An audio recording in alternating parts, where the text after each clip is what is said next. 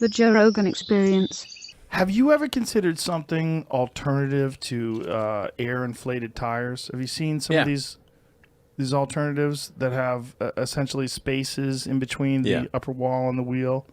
Have you thought about that? Yeah, we haven't found a tire that because you got to worry about road noise.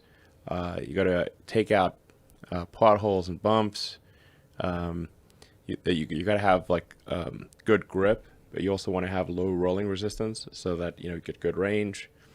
Those are a lot of things to try to put into one tire. Then if you also say, and it can't have air, it's like, this is hard. But I'm talking to a guy who's putting people on Mars. You can't figure out an airless tire? It's an incremental constraint. I'm not saying there won't be such a thing. I think there will be, to be precise. Because it seems like we've just gotten way too comfortable with this idea that tires blow out and you get flats. It's very annoying. Flats are annoying. Yeah, very annoying. Yeah. Non-sport tires, by the way, are much less likely to have flats because they have more bounce. They go, like let's say you hit at the edge of a pothole. Mm-hmm. If you got more rubber wall, you got a longer way to go before you pinch the tire. So, sport tires tend to have more flats, especially in LA potholes. That's the worst. Yeah. Well, there was one particular pothole on Sunset Boulevard. They would just take out so many Model S, like a boom, boom, both sides of the car. Really? Yeah. Damn. Steven Spielberg was actually once. It's like, hey, Steven Spielberg is like 2 tires went. I was like, God damn it, I know that pothole. I feel like you can pay to fix that. I mean, fix that pothole. It seems like that's actually, it would be like, man, there sure are a lot of taxes in California for roads this bad. Yeah. The place is a mess. Yeah. So ultimately, one day that's a possibility of having some sort of an airless tire. Because I've seen prototypes. I've never seen one on an actual car in physical, in real life. Yeah, I think the technology's gradually getting there. And I think for something like a robo-taxi where you want to have the tires last for a long time and not go flat, it's going to make a lot of sense. Yeah. But other than that, essentially most of what we saw in the demo is the same. It's still going to have... Now, there was the issue with the glass when it accidentally shattered. How annoying was that? That was shocking. I mean, we literally spent hours beforehand with like lots of people throwing steel balls at the window. Right. I mean, we must have thrown at least a dozen people must have thrown steel balls at the same window, though. Yeah, same damn window. Isn't that the problem? Yeah, it turns out that might be the problem.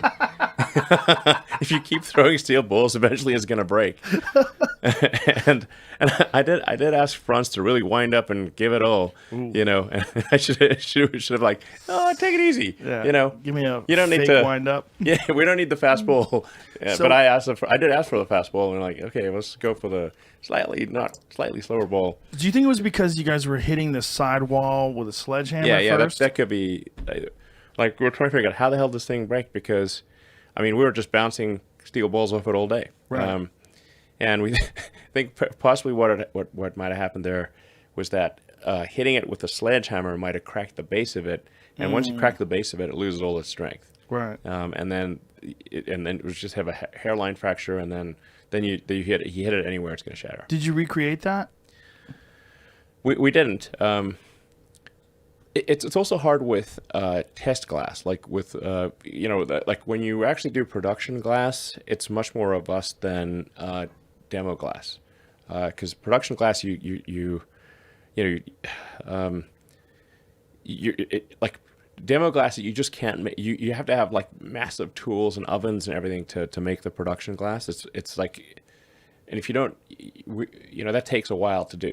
So the production glass is always better than demo glass. Nonetheless, it should have worked. And it was probably because we whacked it with a sledgehammer and then threw the steel ball at it.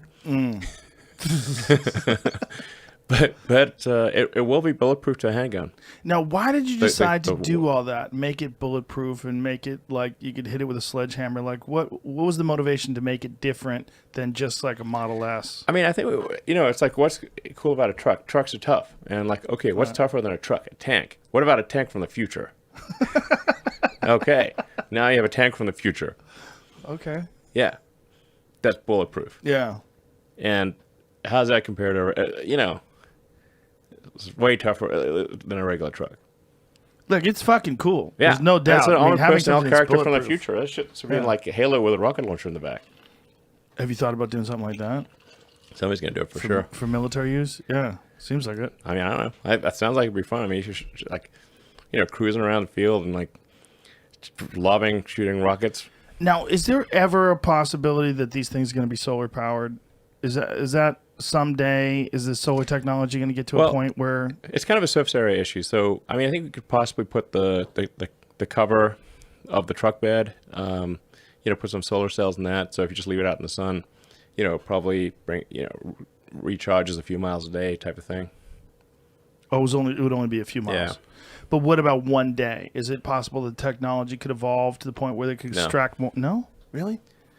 No, it's so there's about 1 kilowatt per square meter of solar energy, and then you're going to get probably 25% efficiency. So you got 200 watts a square meter, and then that's assuming that you're normal to the sun. So like you're at right angles, basically. Like, are you facing the sun or not?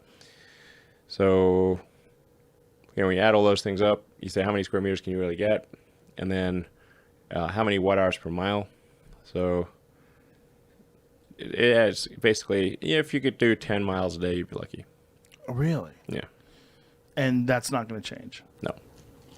Catch new episodes of the Joe Rogan Experience for free only